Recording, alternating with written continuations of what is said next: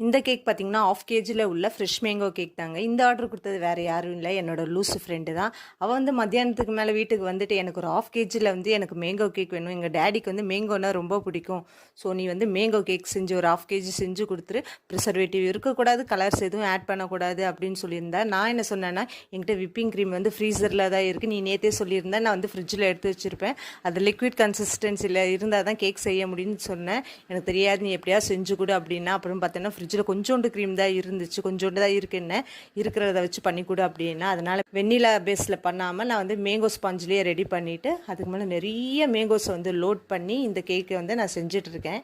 எதுக்கு வந்து ஒரு 2 days 3 daysக்கு முன்னால் வந்து ஆர்டர் கொடுங்க அப்படின்னு சொல்லலாம். சில டைம்ஸ் வந்து நம்மகிட்ட அந்த திங்ஸ் இருக்காது, நீங்கள் கேட்குறதுக்கான திங்ஸ் இருக்காது, அது வாங்குறதுக்கான டைமும் எங்களுக்கு வேணும். அதே மாதிரி விப்பிங் க்ரீம் வந்து ஒரு நாளைக்கு முன்னாலே ஃப்ரீசர்லேருந்து ஃப்ரிட்ஜில் எடுத்து வச்சாதான் நம்மளுக்கு வந்து இந்த கேக் செய்யும் போது வந்து கரெக்டாக வந்து இந்த க்ரீம் கன்சிஸ்டன்சி வந்து கரெக்டாக இருக்கும்.